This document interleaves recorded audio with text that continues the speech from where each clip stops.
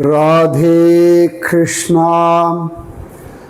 जय बोलो गंगा मैया की जय। जय बोलो आज की आनंद की जय। जय बोलो आज की आशीर्वाद की जय। जय बोलो हिमाचल पर्वतराज की जय। जय बोलो भारत माता की जय। हर हर गंगे जयमा गंगे। கங்கை எவ்வளவு உயர்ந்தவள் அப்படின்றத நாம் ஜானகி தேவியினுடைய பிரார்த்தனையை கொண்டு பார்த்துட்டோம். ஜானகி தேவியின் இடத்துல ஜானகி என்ன அழகா பிரார்த்தனை பண்ணுறா இல்லையா? அப்போ ஜானகி தேவி எல்லாம் தரக்கூடியவள் அப்படின்னு தெரியாது. இப்போ ஒருவேளை நீங்கள் இது வரைக்கும் கங்கை போனதில்லை, பிரயாக எல்லாம் பார்த்ததில்லைன்னா அவளிடத்தில் பிரார்த்தனை பண்ணிக்கோங்க, அவள் உங்களுக்கு நடத்தி கொடுப்பாள். பிருந்தாவனம் போகணுமா கங்கை கிட்ட கேளுங்கோ. ஏன்னா கங்கை திரிபதகா அப்படின்னு சொல்லி சீதா மாதாவே சொல்கிறா. அதனால் கங்கையானவள் எல்லா விதமான தேவைகளையும் அழகாக பூர்த்தி பண்ணக்கூடியவள் நிரூபணமாகிறது. நாம் நேற்று வால்மீகி ராமாயணத்தில் சீதா மாதாவினுடைய பிரார்த்தனையை பார்த்தோம். கம்ப ராமாயணத்தில் சீதா மாதாவினுடைய பிரார்த்தனைன்னு இல்லை, ராமனும் சீதையும் ஒருத்தர் மேலே ஒருத்தர் அந்த கங்கா நீரை தெளித்து விளையாடினார்கள் அப்படின்னு பார்த்தோம். கம்பராமாயணப்படி குகனே அந்த ஓடத்தை ஓட்டினான் அப்படின்னு இருக்கு. அந்த கரப்பக்கம் போயிடுத்து, கங்கையினுடைய தட்சிண பக்கம் போயாச்சு, மூவரும் இறங்குறாளாம். ஸோ இதுலேருந்து நாம் கம்பனுடைய ஒரு அனுபவத்தை அனுபவிப்போம். அத்திசை உற்று ஐயன் அன்பனை முகம் நோக்கி சித்திரக்கூடத்தின் செல் நெறி பகர் என்ன பத்தியின் உயிர் ஈயும் பரிவினன் அடிதாழாம் உத்தம அடிநாயேன் ஓதுவது உளது என்றான். கங்கையினுடைய மருகரை அடைந்த ராமன் தன்னிடத்தில் அன்பு கொண்ட குகனை நோக்கி, ஐயன்னா ராமன், அன்பனை முகம் நோக்கி, அன்பன்னா இங்கே குகன், சித்திரக்கூடத்தின் செல் நெறி பகர், சித்திரக்கூடத்துக்கு செல்லும் வழியை சொல்லுப்பா அப்படின்றார். அப்போ பத்தியின் உயிர் ஈயும் பரிவினன், உயிரில் அப்படியே பக்தியை வச்சுருக்கக்கூடிய குகன் பகவானுடைய திருவடியை பணிஞ்சு சொல்கிறான்.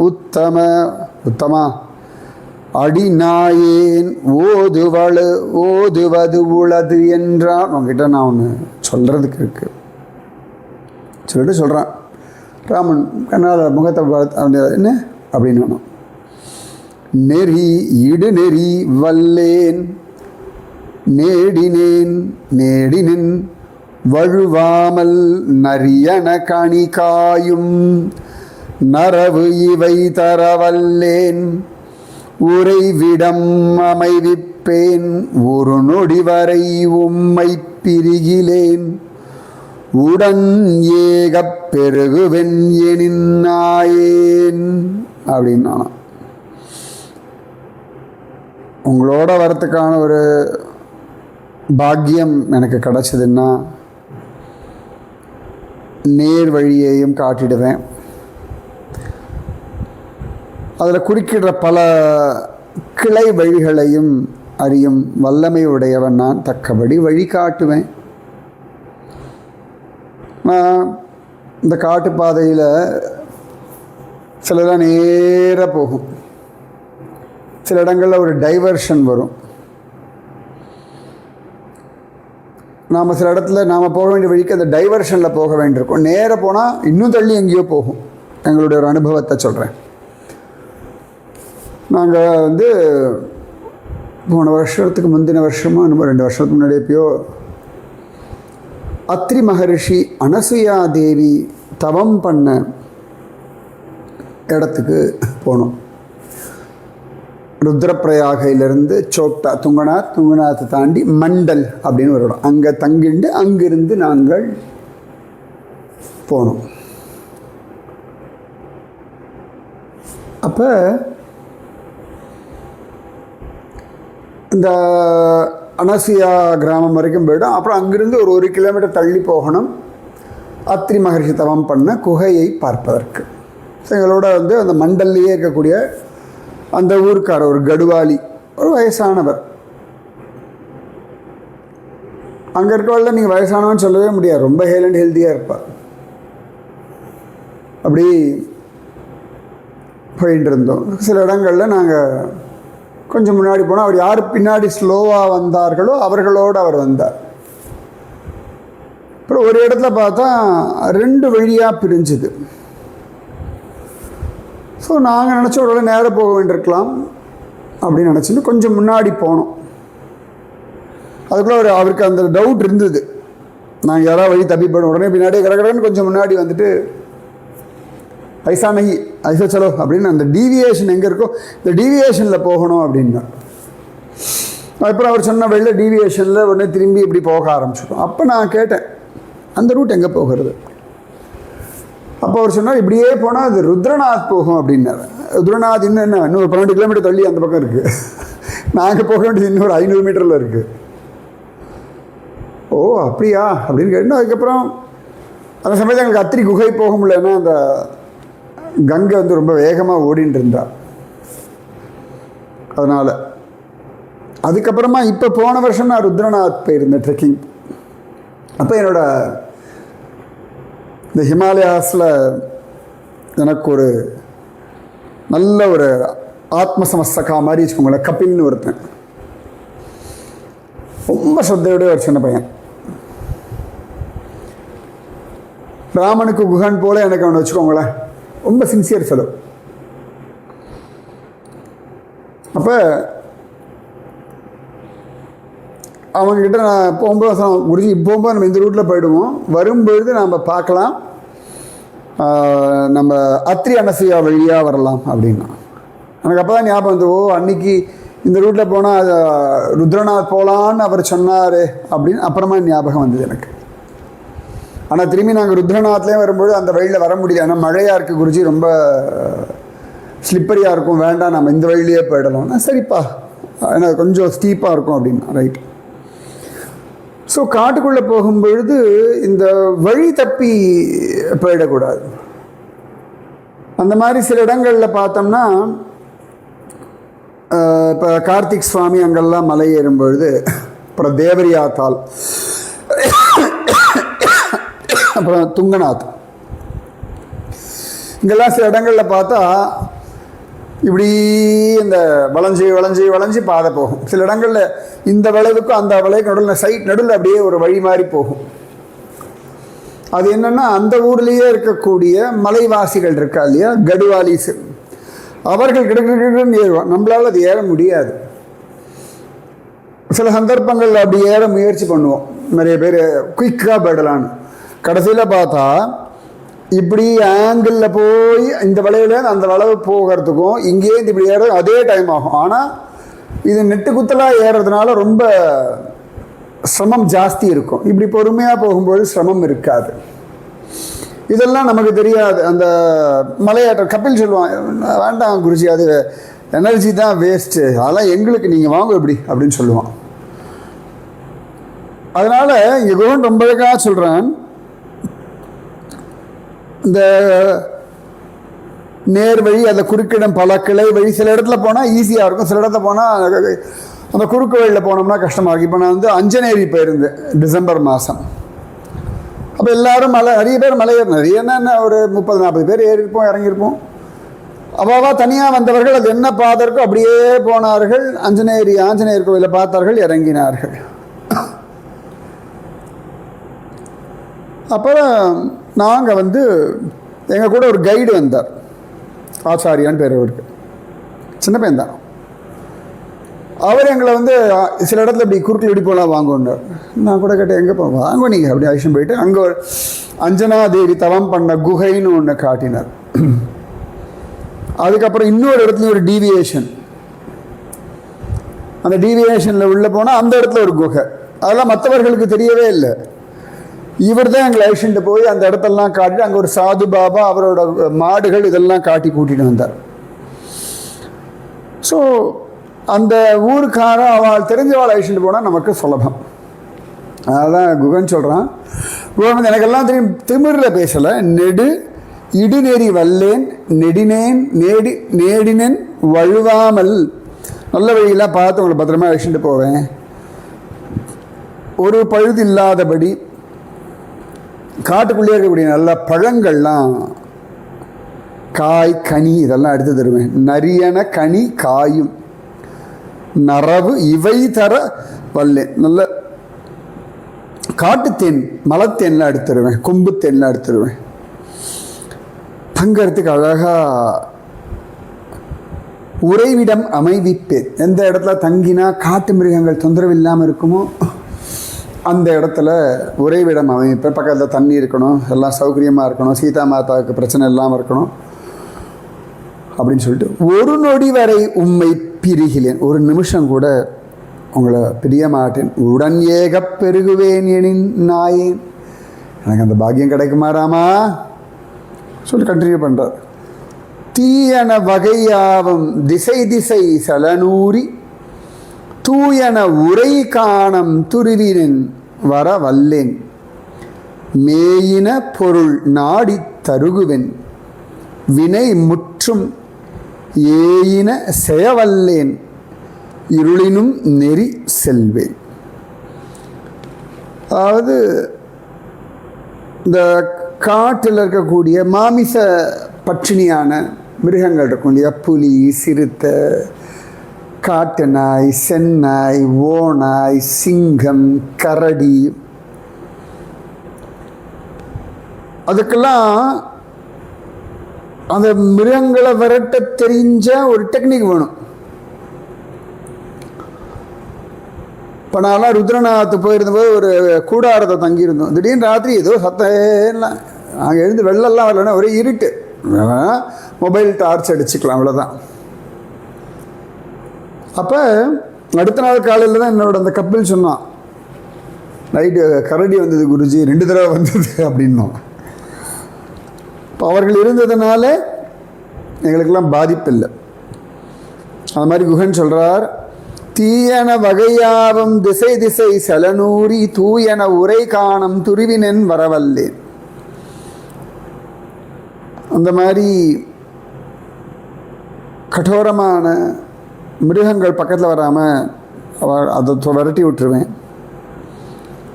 தூயன உரை காணம், தூயனா மான், மயில், மனிதர்களுக்கு தொந்தரவு இல்லாத மிருகங்கள், அந்த பறவைகள் வாழக்கூடிய தூயன உரை காணம் துருவினன் வரவல்லேன். அழகா அந்த மாதிரி நல்ல விஷ ஜந்துக்கள்லாம் இல்லாத இடங்களா பார்த்து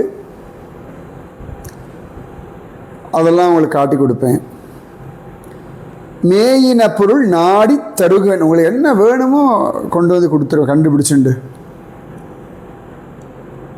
ஏயின செய்ய வல்லடே குகர், அதை பண்ண எனக்கு அந்த பாறையில் போய் உட்காரணும், ரொம்ப நல்லா இருக்கு, வா அப்படின்னா ஒன்று அழிச்சுட்டு போய் உட்கார வைப்பேன்.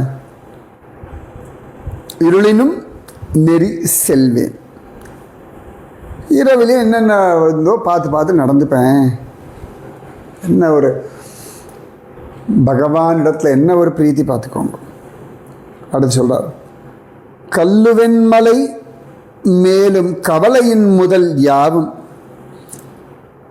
செல்லுவன் நெறிதூரம் செறிபுணல் தரவல்லேன் வில் இனம் உளேன் ஒன்றும் வெறுவலென் இருபோதும் மல்லினும் உயர் தோளாய் மலரடி பிரியேனால். மல்லினும் உயர் தோளாய், நல்ல மல்யுத்தத்தில் ட்ரைனிங் எடுத்த தோள்களுடைய ராமா. நிஜமாவே அந்த தோல் அவ்வளோ அழகாக இருக்கும் ராமனோட புஜபல பராக்கிரமம். போகிற மலைப்பகுதியிலெல்லாம் கவலைக்கிழங்குன்னு உண்டு, கவலைக்கிழங்குன்னு சொல்லுவாள். இன்றைக்கெல்லாம் எத்தனை பேர் தெரியும்னு தெரில. நான் படித்து தான் சொல்கிறேன், யூடியூப்பில் எங்கேயோ தேடி பார்த்தபோது பார்த்தேன், அவ்வளோதான். நேரடியாக பார்த்துருக்கேன்னு தெரில. கவலைக்கிழங்குன்னு பேர். அது கவலைன்னு போடுற கவலைக்கிழங்குன்னு பேர். அந்த கிழங்கெல்லாம் எடுத்து தருவேன். சில இதெல்லாம் காட்டுக்குள்ளே தான் கிடைக்கும். ஒருவேளை இவன் சொல்கிறது இந்த ராம் கந்தமூல் அப்படின்னு நான் ஒரு வீடியோ எடுத்து போட்டிருந்தேன். இந்த ராமன் வந்து காட்டில் தான் சாப்பிட்டார் அப்படின்னு சொல்லிட்டு ட்ரியம்பக்கில் பார்த்தேன். ஒருவேளை அதுவாக கூட இருக்கலாம். மலைப்பகுதியாக இருந்தால் அந்த இடத்துல எங்கே கிடைக்குமோ அந்த இடத்த கவலை அந்த இதெல்லாம் தோண்டி எடுத்துருவேன். போகிற வழியில் எங்கேயாவது தூரத்தில் தண்ணி இருந்தால் கூட, ஏன்னா எல்லாருக்கும் போய் தண்ணி போய் இறங்கி குடிக்க முடியாது. ஏன்னா சில இடங்கள் நாங்கள் அந்த ருத்ரநாத் போகும்பொழுதே இந்த கபில் சொல்லுவான், அங்கேயே மார்க் கண்டிஷன் தான், இங்கேருந்து ஒரு 2 கிலோமீட்டர்ஸ் தண்ணி கிடையாது, இதுதான் லாஸ்ட் பாயிண்ட் தண்ணி, ஸோ ஃபில் யுவர் பாட்டில் அப்படின்னு லைவ். அங்கே நிறைய ஸ்ட்ரீம், நிறைய ஓடைகள் அங்கங்கே தண்ணி கொட்டிட்டு இருக்கும். இங்கேருந்து எடுத்துக்கோங்க, இதுக்கப்புறம் 2 கிலோமீட்டருக்கு தண்ணி கிடையாது, போகிற வழியில் எங்கேயுமே கிடையாதுன்னு இருக்கும். சும்மா நானும் சரி சும்மா இருக்கேன் பார்த்தா இன்னுமே இல்லை. மழை பெஞ்சா அங்கங்கே வருமே ஒழிய அந்த இடத்த தவிர அதுக்கப்புறம் 2 கிலோமீட்டர் தண்ணியே கிடையாது எங்களுக்கு. அந்த மாதிரி இருக்கிற சமயத்தில் நீரை கொண்டு வந்து தருவேன் அப்படின்றாங்க. நன்னா பல வகையான வில்லு வச்சிருக்கேன், எதற்கும் கவலைப்பட மாட்டேன், உன் திருவடியை பிரிய மாட்டேன் ராமா அப்படின்னு சொல்லி கண்டினியூ பண்ணுறார். திருவுளம் எனின் மற்ற என் சேனையும் உடனே கொண்டு ஒருவளன் ஒருபோதும் உரைகுவேன் உளரானார். மறுவளரியனின் முன்னே மால்குவன் வசை இல்லேன் பொறு அரு மணி மார்பா போதுவென் உடன் என்றான். நல்ல அழகான திருமார்பை உடைய ராமா, நீங்கள் சம்மதிச்சா என்னோட ஒரு படையில் ஒரு பகுதியை எடுத்துக்கிட்டு உங்களோடையே வந்து பிரியாமல் இருப்பேன். என்னால் வெல்ல முடியாத அளவுக்கு யாராவது மகாபலசாலியாக வந்தாலும் உங்களுக்கு தீங்கு நேரத்துக்கு முன்னாடி நான் செத்து போயிடுவேன். உங்களோட வரேனே ராமா அப்படின்னு குகன் ராமனிடத்தில் கெஞ்சறான். என்ன ஒரு பாவம்! இது எல்லாத்துக்கும் விட்னஸ் கங்கை. அன்னவன் உரை கேளா, உன்னை குகனை பார்த்து ராமன் சொல்றான், அன்னவன் உரை கேளா அமலனும் உரை நேர்வான் என்னுயிர் அணையாய் நீ இளவல் உன் இளையான் இந்நன்னுதலவள் நின் கேள் நளிர் கடல் நிலம் எல்லாம் உன்னுடையது நான் உன் தொழில் உரிமையின் உள்ளேன். அன்னவனான குகன் சொல்ல, அவன் சொல்ல, அமலனான பகவான் சொல்கிறான், அமலனாதிபிரான் சொல்கிறான், என் உயிர் அணையாய் நீ, என் உயிருக்கு சமமானவன், என் உயிர் போன்றவன் நீ, ஆத்மசம சகா இளவல் உன் இளையான். இந்த லக்ஷ்மணன் உனக்கு தம்பி. இந்த இந்நன்னுதலவள் இந்நன்னுதல் அவள் நின் கேள், அவள் உனக்கு சொந்தக்காரி. அது நீ சீதையோட சொந்தக்காரன் அப்படி அர்த்தம். நளிர் கடல் நிலம் எல்லாம் உன்னுடையது. இந்த கடலால் சூழப்பட்ட நாடு முழுதும் உன்னோடது. என்ன வார்த்தை பாருங்க.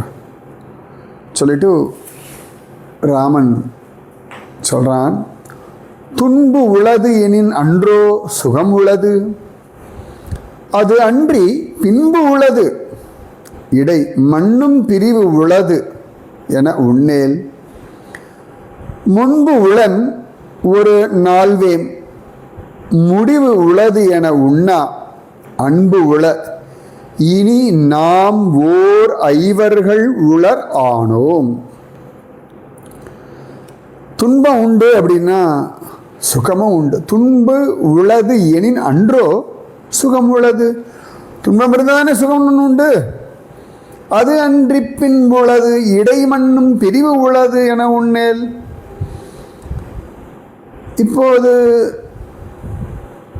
இணைஞ்சிருக்கோம். வனவாசத்திற்கு பிறகு பின் இணைந்திருக்கிற போவதற்கும் இடைப்பட்ட இந்த பிரிவுன்னு துன்பம் இருக்கேன்னு கவலைப்படாது. என்ன பியூட்டிஃபுல் பாருங்க. இப்போ சேர்ந்துருக்கோம், வனவாசம் முடிச்சுட்டு திரும்பி சேர போகிறோம். இந்த இடைப்பட்ட காலத்தை போய் பிரிவு என்ற ஒரு துன்பம் இருக்க வருத்தப்படாத. அந்த துன்பம் உண்டு இருந்தால் தானே சுகம் உண்டு. சரியா? பசின்னுன்றது துன்பம். ஆனால் அதனால தானே ஆகாரம்ன்ற ஒரு இன்பம் கிடைக்குது. அதனால் முன்பு உளம் ஒரு நாள் முன்னாடி நாங்கள் ஒரு நால்வராக இருந்தோம்ப்பா. ஏன்னா நாங்கள் 4 பேர் கூட பிறந்தவர்களாக இருந்தோம். ஏன்னா ஒன்று அப்போ பார்க்கல, உன்னோட அப்படி பழகலை இல்லை. இப்போ என்ன ஆச்சுன்னா அன்பு உள்ள உன்னோட அன்பு இருக்கு பாரு, அது எங்கள் உடன் பிறந்தவர்களுக்குள்ளே இருக்கக்கூடிய ஒரு அன்பு மாதிரி உன்னோட அன்பு. அதனால் இனி நாம் ஓர் ஐவர்கள் உளரானோம். இனி நாங்கள் 4 இல்லைப்பா, நாம் எல்லாரும் ஐவர். அதாவது ராம பரத லக்ஷ்மண சத்ருகணன்னு சொல்லுவா இல்லையா? நீ அப்படி இல்லைப்பா, ராமன் குகன் பரதன் லக்ஷ்மணன் சத்ருகணன். அவ்வளவு தூரம். இனி நாம் 4 அல்ல 5 ஆனோம்.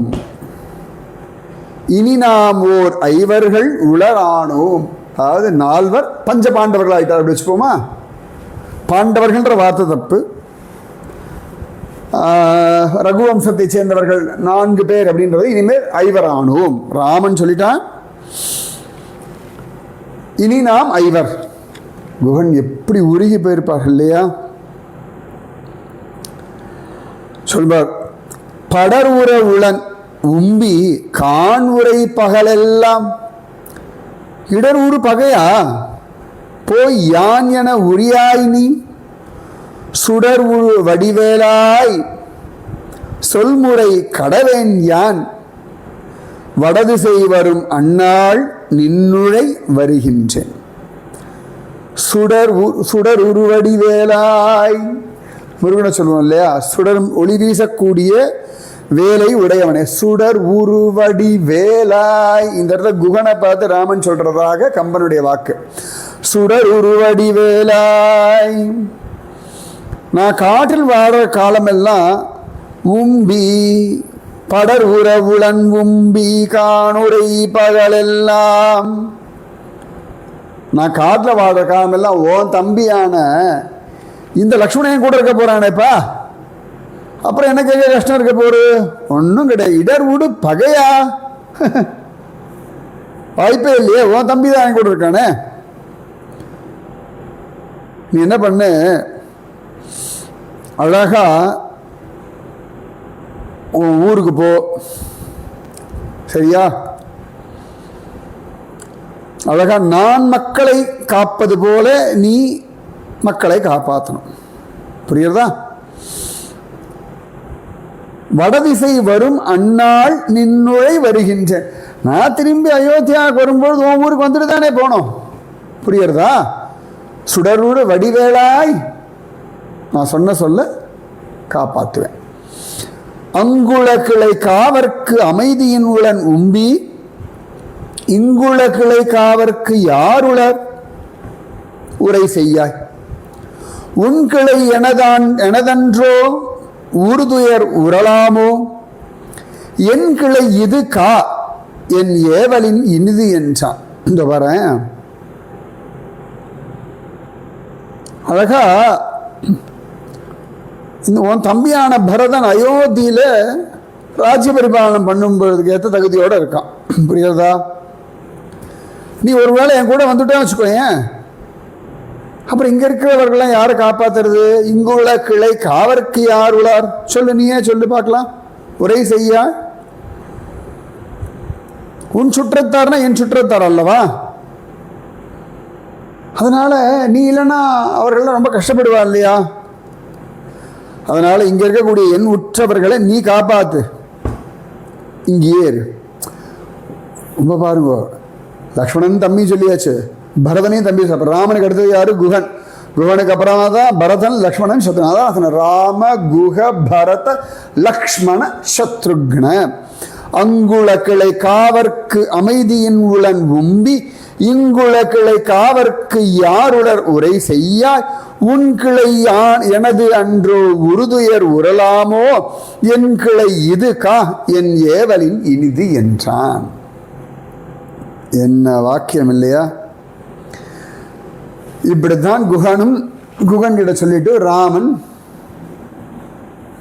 சரின்னு சொல்லி குகன் அமைதியா இருக்க ராமன் லக்ஷ்மணன் சீதையும் கிளம்பினார்கள். அப்படின்னு அணியிழை மயிலோடும் ஐயனும் இளையோனும் திணிமரம் நிறைகானில் சேனூர் நெறி சென்றார். அதனால பகவான் கிளம்பினான். இது குகப்படலம் கம்ப ராமாயணத்தில். இதை பேஸ் பண்ணிண்டு திருமங்கை மன்னன் ரொம்ப அழகா ஒரு பாசுரம் சொல்றார். பெரியாழ்வார் ஒரு பாசுரம் சொல்றார். தேடுங்க பார்க்கலாம், தேடி எத்தனை பேர் கண்டுபிடிக்கிறது பார்க்கலாம். அந்த பாசுரங்கள் ரெண்டும் நாளைக்கு சொல்றேன். ரொம்ப அழகான பாசுரங்கள், ரொம்ப ரொம்ப ரொம்ப பிடிச்ச பாசுரங்கள். அந்த பாசுரங்கள் சொல்றது தான் அவ்வளோ நாள் வெயிட் பண்ணிட்டு இருக்கேன். அவ்வளோ அழகான பாசுரங்கள். நாளை காலை, அதாவது 23ஆம் தேதி காலை திருவல்லிக்கேணியில் நாதமுனி ராமானுஜர் கூட்டம் கல்யாண மண்டபத்தில் காத்தால 10 மணிலேருந்து 12:30 மணி வரைக்கும் ஹனுமத் பிரபாவம்ன்ற தலைப்பில் திருவல்லிக்கேணியில் உபன்யாசம் இருக்குது. எல்லாரும் வந்து கலந்துக்கோங்க, கூடி இருந்து கொளிர்வோம். ஒரு 3 மாதம் கழித்து நேரடியாக சபையில் வந்து நான் உட்காந்து பண்ண போகிற உபன்யாசம் இதுதான். பகவானுடைய அருள்ல இனி தொடர்ந்து நடக்கும். ராதே கிருஷ்ணா. ஹர் ஹர் கங்கே ஜயமா கங்கே கங்கே சரணம். जय बोलो सीतारामचंद्र भगवान की जय. जय बोलो आज की आनंद की जय. जय बोलो आज की आशीर्वाद की जय. जय बोलो गंगा मैया की जय. जय बोलो हिमाचल पर्वतराज की जय. जय बोलो भारत माता की जय.